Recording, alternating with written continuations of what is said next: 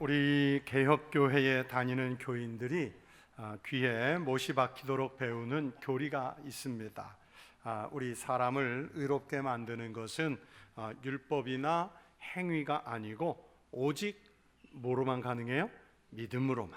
그러니까 믿음으로만 가능하다 하는 교리입니다. 이신칭의라고 많이 들어보셨을 텐데 바로 그 교리입니다.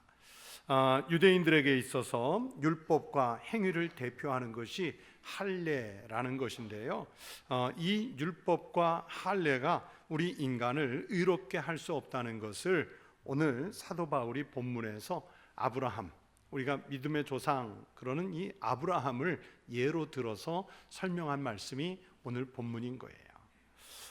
이스라엘에게 있어서 할례는 하나님께 내가 의롭다 하심을 받은 마치 증명서와 같은 표시였습니다. 하지만 아브라함이 하나님에게 의롭다 인정을 받은 것은 아직 할례를 받지 않았을 때입니다. 창세기 15장 6절에 보시면 아브라함이 여호와를 믿으니 여호와께서 이를 그의 의로 여기시고 그랬는데, 그때는 아직 할례를 받기도 전이고 이름이 아브라함으로 바뀌기도 전인데 믿음으로 의로워졌습니다. 그래서 바울은 본문 23절, 24절에서 아브라함이 원래 무할례자였을 때 믿음의 조상이 이미 되었다는 것을 말하고 있고요, 아브라함이 하나님을 믿음으로 의로워진 것처럼 우리도 예수, 우리 주를 죽은 자 가운데서 살리신 이를 믿는 자가 되었을 때 비로소 의로워질 수 있다고 오늘 본문에서 말씀하십니다. 그리고 여기서 한 걸음 더 나아가서 아브라함과 그의 후손이 세상의 상속자가 된다고 하신 이 하나님의 언약이라는 것은 율법으로 완성되는 것이 아니고 아브라함처럼 믿음으로 이루어졌다, 그 말씀을 하세요. 그래서 아브라함이 의롭다고 여김을 받은 것은 18절의 말씀대로 바랄 수 없는 중에 바라고 믿은 그 믿음이었습니다. 그러면 이 성경의 말씀에 우리를 비추어 볼 때 오늘 여러분 우리들의 믿음은 어떻습니까? 여러분은 잘 믿고 계시나요? 여러분의 믿음은 어느 정도인가요? 내가 받아들일 수 있을 만큼만 믿습니까? 아니면 내가 받아들일 수 없는, 그래서 보이지 않는 그 영역까지도 내가 믿고 있는지요? 우리 인간의 이성만으로 설명이 되고 받아들일 수 있는 것만 믿는 것은, 여러분, 이것은 바른 믿음이라고 할 수 없습니다. 그래서 히브리서 기자는 11장 1절에서 믿음을 정의하면서 유명한 말씀을 하시죠. 믿음은 바라는 것들의 실상이요 보이지 않는 것들의 증거니, 그렇게 말씀하신 거예요. 우리는 아브라함을요 믿음의 조상이라고 말씀하죠. 그 얘기는 우리 자신이 믿음에 있어서 아브라함의 후손이라는 뜻 아니겠습니까? 우리가 아브라함의 영적인 후손이고 믿음의 후손이 됐습니다. 그렇다면 우리는 영적인 조상인 아브라함의 믿음을 우리도 잘 따르고 그리고 그분의 믿음을 살펴봐야 하지 않겠습니까? 사도 바울은 바로 이 부분에 대해서 오늘 본문에서 언약과 믿음의 관계를 설명하려고 했습니다. 그것을 제가 본문에서 세 가지를 가지고 여러분에게 말씀을 드리려고 해요. 첫 번째, 언약은 믿음으로 맺어진다는 것을 말씀하고 있습니다. 여러분, 언약은 믿음으로 맺어져요. 오늘 본문 13절 말씀을 보십시오. 아브라함이나 그 후손에게 세상의 상속자가 되리라고 하신 언약은 율법으로 말미암은 것이 아니요 뭐로 된다고요? 오직 믿음의 의로 말미암은 것이니라. 사실 여러분, 이 성경에서 말씀하는 언약이라고 하는 것은요 구두로 이루어진 약속이었어요. 성경이 있기 전에 하나님과 인간이 약속을 할 때, 또는 아브라함이 하나님으로부터 고향과 친척과 아버지의 집을 떠나 내가 너에게 지시할 땅으로 가라 하는 이런 소명을 받았을 때, 여러분 그때 하나님과 아브라함 사이에 무슨 계약서 같은 것이 있었나요? 하나님과 노아가 서로 계약서 펴놓고 사인을 했다든지, 하나님과 아브라함이 서로 사인을 하면서 자기들의 계약을 보증했습니까? 아닙니다. 없었습니다. 이 언약은 그냥 하나님과의 맺은 신실한 약속입니다.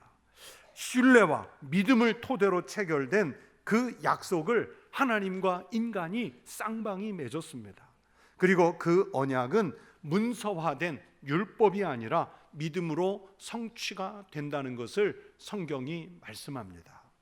만약에 하나님과 아브라함의 언약이 율법과 행위로 이루어지는 것이라면 진작에 이 언약은 파기되었을 것입니다. 실제로 그럴 뻔한 위기가 있었습니다. 아브라함이 하나님의 약속을 믿지 못해서 아브라함과 사라 부부, 즉 그 자기들의 방식으로 하갈이라는 여종을 데려오고 이스마엘을 출생하게 한 것은 한쪽의 계약 위반으로 언약을 파기해도 될 만한 사건이었죠. 오늘 본문 19절에도 보면 아브라함은 나이가 들어가 몸이 죽어가고 있었고 사라도 이미 태가 말라 그 태가 죽어간 상태에서 아이를 낳았잖아요.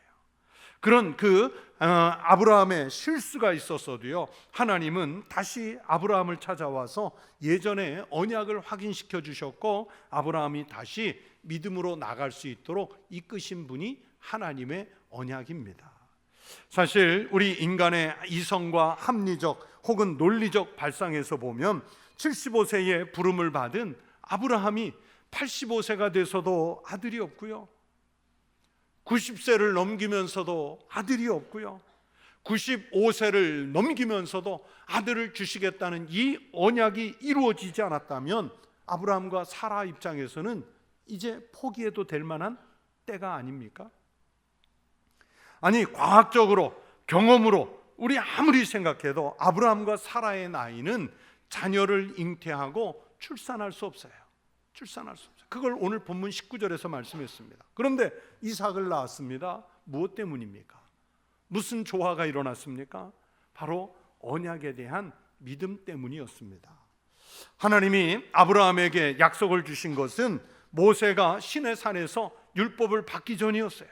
따라서 하나님과 아브라함의 언약은 율법이 아닌 믿음 위에서만 이루어졌다는 것을 오늘 사도 바울께서 오늘 본문 말에서 말씀하시고 있습니다.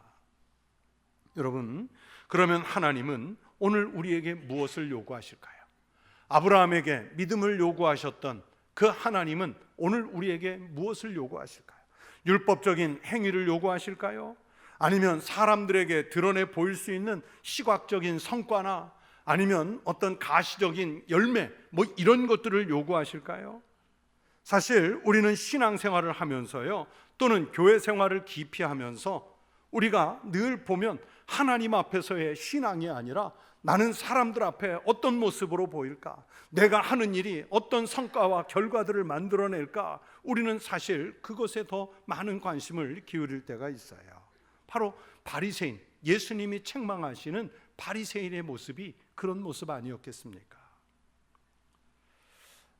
제가 헌금 이야기를 좀 하겠습니다. 우리 교회는 헌금을 주머니를 돌리지 않아요. 저는 목회하면서 우리 교회가 담임 목사 3번째 하는 교회인데 목회하면서 헌금 주머니, 그때는 옛날 20년 전 30년 전에는 다 헌금 주머니 돌렸잖아요. 근데 제가 담임으로 간 교회들은 다 없어요. 그런데 먼저교회, 이 먼저교회 얘기를 하기가 정말 조심스러운 게 거기서 제 설교를 듣는 분들이 꽤 있으세요. 그래서 부임하던 해에 이제 가을쯤 돼서 새해가 되면 내년에는 헌금 주머니를 돌리지 말고 헌금함을 입구에 만들어 두어서 자유롭게 거기에 헌금하게 하도록 하십시다 하고 정책당회 때 장로님들께 말씀을 드렸더니 안 된다는 거예요. 그러면 헌금이 많이 줄어든대요. 그래도 주머니를 돌려야 성도들이 의무적으로 헌금을 한대요. 아닙니다. 그 헌금이 그렇게 되면 강요가 될 수 있고 믿음이 약한 분 시험에 들 수도 있으니까 들어올 때 우리 성도들의 믿음을 믿고 자유롭게 할 수 있도록, 당당하게 할 수 있도록 해드리십시다. 경론을 벌인 끝에 새로운 목사님이 하재니까 할 수 없이 하기로 했어요. 그랬는데 어떻게 됐을까요? 정확히 1년 후에 헌금이 1억이 늘었습니다. 그러니까 성도들의 믿음을 믿어야 되는 거예요.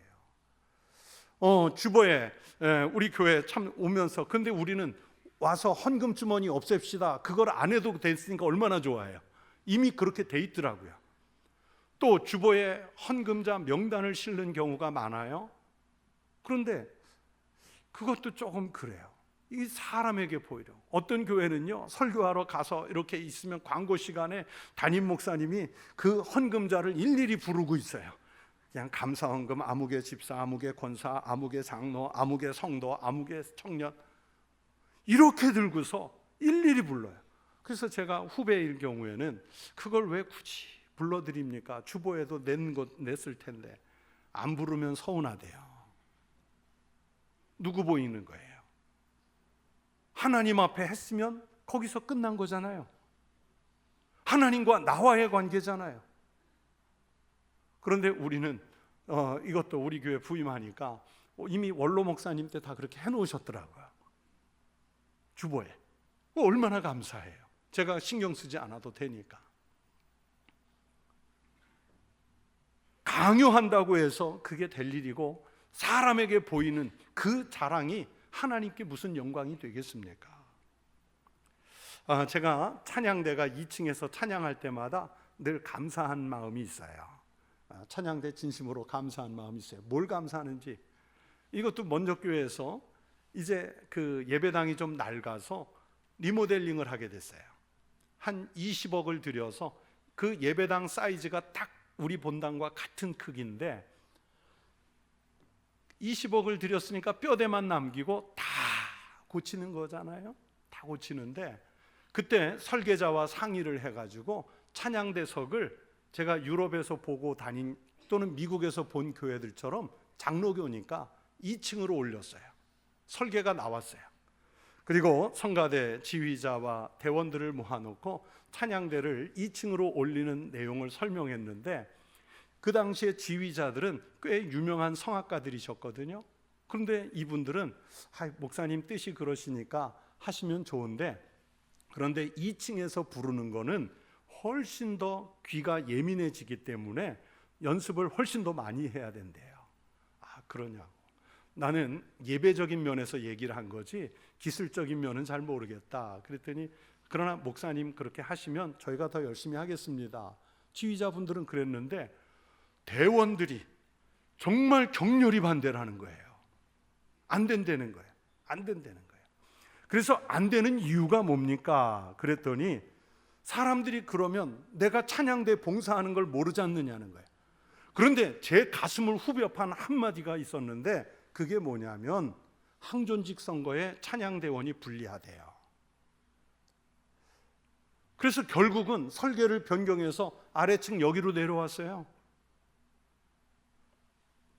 제가 찬양대도 그러니까 하나님을 영화롭게 하는 찬양이 아니라 사람들에게 또는 선거를 의식해서 찬양대를 봉사하는구나.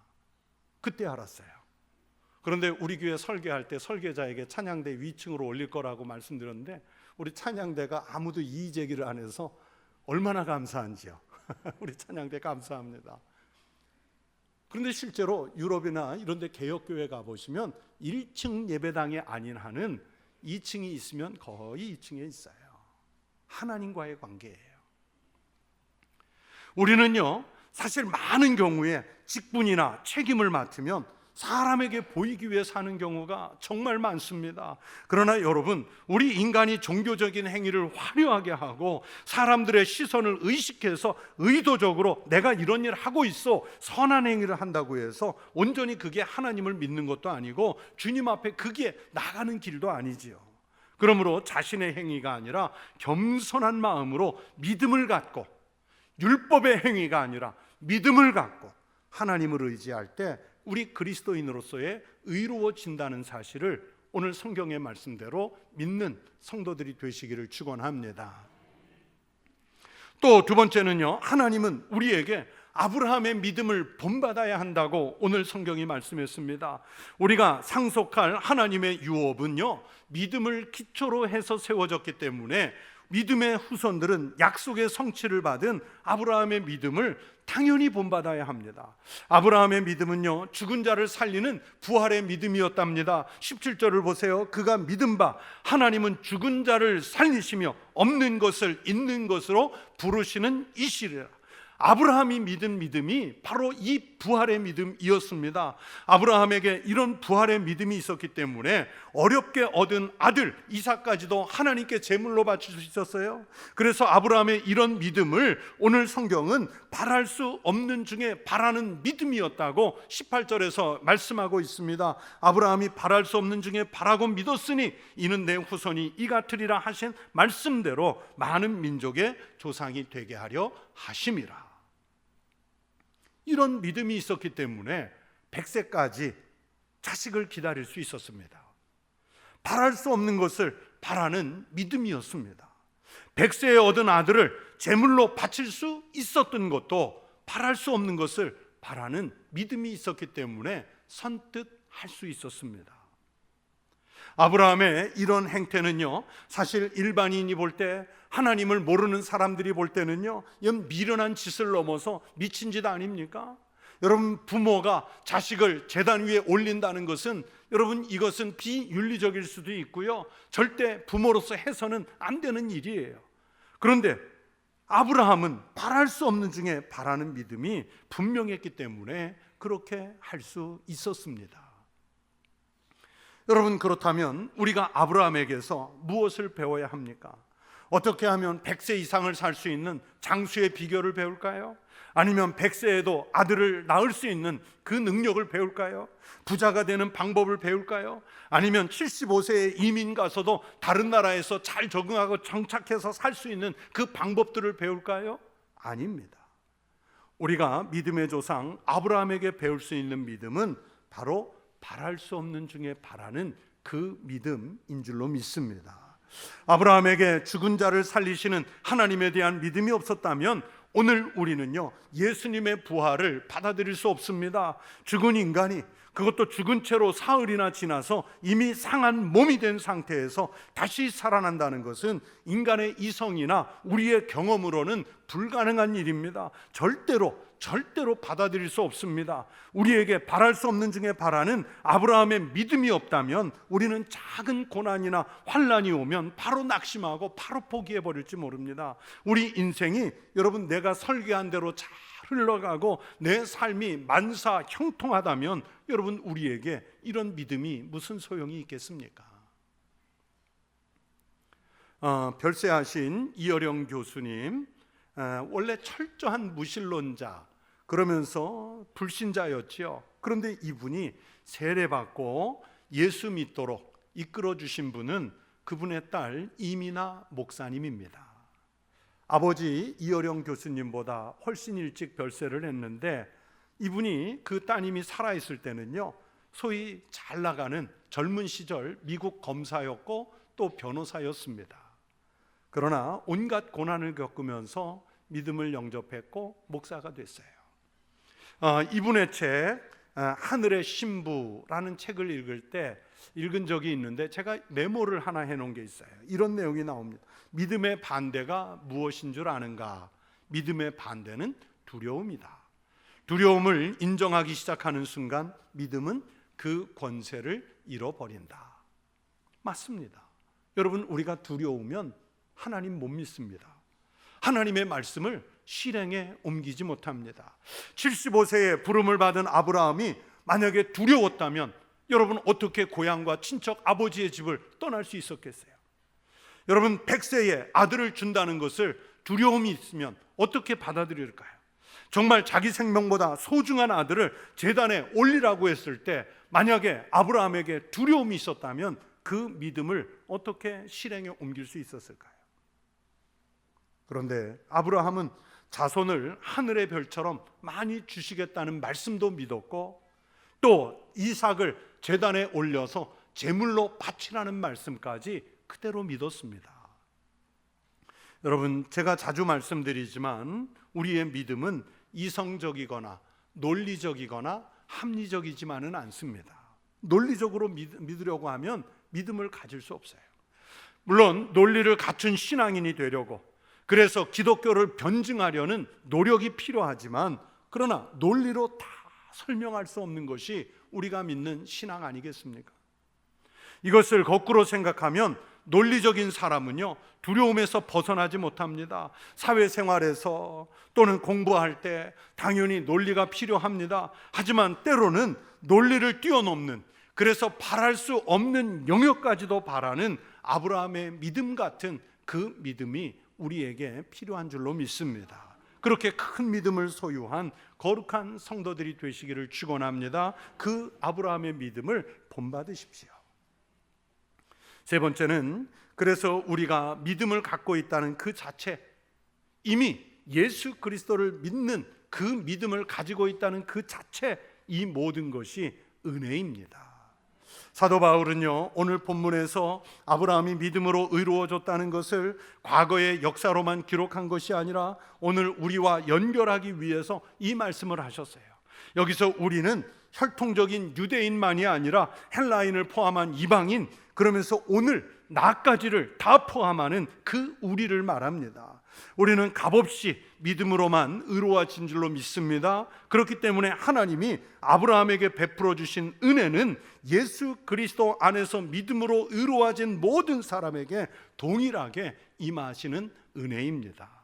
그래서 우리가 이미 복음을 듣고 우리가 믿는 것, 그러면서 우리의 삶을 신앙 안에서 살아갈 수 있게 하신 것, 이 자체가 은혜입니다. 그래서 우리는 우리 자신에게 베풀어 주신 주님의 은혜를 기억하는 삶을 살아가야 하는 성도가 되었습니다. 저희 집 이야기를 해서 대단히 죄송합니다. 절대로 자랑하려고 하는 것이 아니라 제가 은혜를 받고 감동해서 하는 이야기니까 그냥 마음을 좀 넓혀서 받아주십시오. 저희 두 아이가 한참 그 특목고가 열풍을 불 때 같은 그 고등학교를 같이 나왔어요. 아이들이 중학교 다닐 때 그때는 외고나 자사 또는 과학고 가는 게 이제 열풍이어서 거기에 입학도 어렵고 경쟁률이 되게 높았죠. 그런데 큰 아이가 저희들 생각하고 다르게 외고에 스페인어과를 가겠대요. 그래서 시험을 보도록 허락을 했는데 다행히 감사하게 붙었어요. 그랬더니 2년 후 2살 어린 제 아들이 자기도 누나가 간 학교에 또 누나가 간 과를 같이 가겠다는 거예요. 정말 걱정을 했어요. 이 합격을 하기도 어렵겠지만은 합격을 해도 중학교 자기네 학교에서 각 1, 2등 하던 애들만 와가지고 공부하는데 상위권은 고사하고 중간이나 가겠나. 거기서 꼴찌 않을 텐데 그렇게 되면 내신은 어떻게 되고 대학교는 어떻게 지나가려고 걱정해서 반대를 좀 했는데 허락을 결국 했어요. 그 뱀머리가 되는 것보다는 용꼬리가 낫지 않겠냐 해서 허락을 했어요. 근데 붙었어요. 그래서 두 아이가 같은 학교 같은 과를 다니는 걸 보니까 정말 신기했어요. 어려서부터 사교육을 시킨 것도 거의 없고 엄마가 붙잡고서 아이들 과목별로 이렇게 다 지도를 했는데 이게 가르치는 엄마도 어렵지만 배우는 애들도 쉽지 않아요. 그런데 그 당시에 또 무슨 열풍이 있었냐면 자녀를 무슨 명문학교에 보내면 자녀들을 어떻게 교육했는지 부모들이 책을 내는 게 유행이었어요. 부모들이 많이 사보는 그런 책을 냈는데, 그러니까 집에 놀러온 친구 목사님들이나 모임에 가면 동료 목사님들이 어떻게 공부를 시켰기에 둘 다 보냈는지 책을 내라는 거예요. 그 책을 내면 잘 팔릴 거래요. 그때마다 제 아내가 대답한 말이 있어요. 책은 얼마든지 두껍게 낼 수 있는데 그 안에는 한 단어만 들어갈 것입니다. 은혜. 하나님 은혜. 저는요 그 대답이 정말 은혜로웠어요.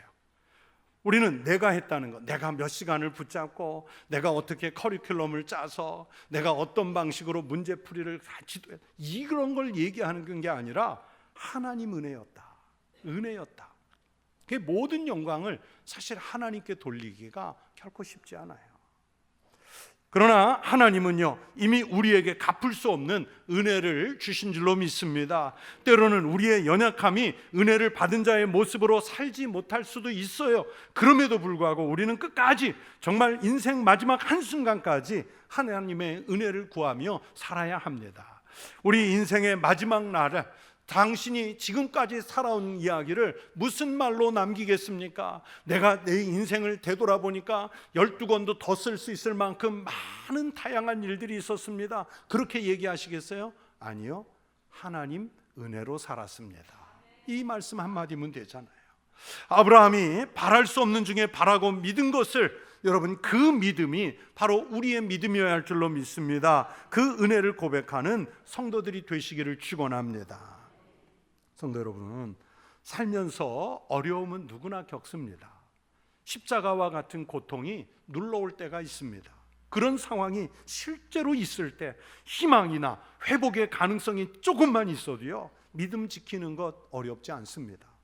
그러나 정말 내 힘으로 안 될 때, 바늘끝만한 희망도 아예 보이지 않을 때, 그래서 욥처럼 제 위에 주저앉아서 자기 고통을 긁어야 하는 순간일 때, 그때도 믿음을 지키는 것은 정말 어렵습니다. 그런데 기억하십시오. 그때가 바로 하나님의 때인 줄로 믿습니다. 믿음이라는 것은 보이지 않는 것을 믿는 것이고, 아브라함처럼 바랄 수 없는 중에서도 바라고 믿는 것이 믿음인 줄로 믿습니다. 그 믿음만이 우리에게 진짜 소망을 주고 희망이 됩니다. 그렇게 할 수 있는 힘을 갖는 자체가 이미 은혜인 줄로 믿습니다. 오늘 이 본문을 묵상하고 하나님 말씀을 준비하면서 제게 계속 생각나는 찬양이 있었어요. 우리가 익히 아는 찬송입니다. 이 찬양의 가사가 제 귓전에, 제 심령에 계속 머물렀어요. 주가 일하시네, 주가 일하시네 찬양인데, 가사는 이렇습니다. 날이 저물어 갈 때, 빈들에서 걸을 때, 그때가 하나님의 때. 내 힘으로 안 될 때, 빈손으로 걸을 때, 내가 고백해 여호와 이래. 주가 일하시네, 주가 일하시네, 주께 아끼지 않는 자에게. 주가 일하시네, 주가 일하시네, 신뢰하며 걷는 자에게. 오늘 성경의 말씀과 이 가사를 천천히 생각하시면서 이 찬양 함께 불러보시겠습니다. 날이 저물어 갈 때, 빈들에서 걸을 때, 그때가 하나님의 때. 내 힘으로도 안 될 때, 내 힘으로 안 될 때, 빈손으로 걸을 때, 내가 고백해 여호와 이래. 주가 일하시네, 주가 여러분, 누가 일하십니까? 주가 일하시네, 주께 아끼지 않은 자에게. 누가 일하신다고요? 주가 일하시네, 주가 일하시네, 신뢰하며 걷는 자에게. 우리 모인 이곳에 주님 함께 계시네. 모인 이곳에 주님 함께 계시네. 우리네 아버지, 우리네 아버지. 적은 떡과 물고기, 내 모든 걸 드릴 때 모두 고백해 여호와. 여러분, 우리 인생 가운데 누가 일하십니까? 주가 나에게 주가 일하십니다. 주가 우리 교회에 주가 일하십니다. 주께 아끼지 않는 자에게 주님이 일하시도록 맡기십시오. 주가 일하시네, 주가 일하시네, 신뢰하며 걷는 자. 주가 일하시네, 주가 일하시네, 주가 일하시네, 주가 일하시네.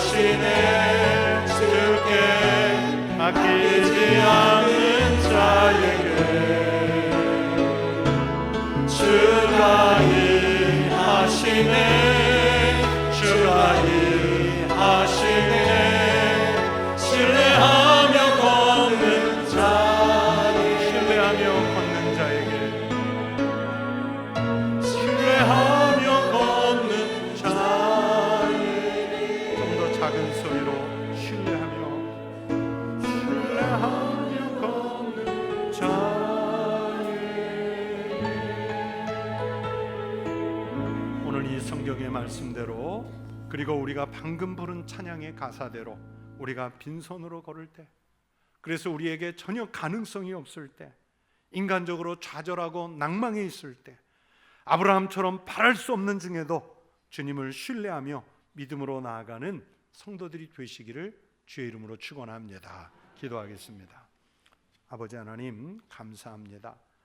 우리가 이 땅에 살면서 정말 바랄 수 없는 중에 빠질 때가 많지만, 아브라함이 그래도 그 바랄 수 없는 중에 바라는 믿음을 이겨냈던 것처럼 오늘 우리도 세상에서 살아갈 때 그 큰 믿음으로 승리하는 주의 백성들이 되게 하여 주시옵소서.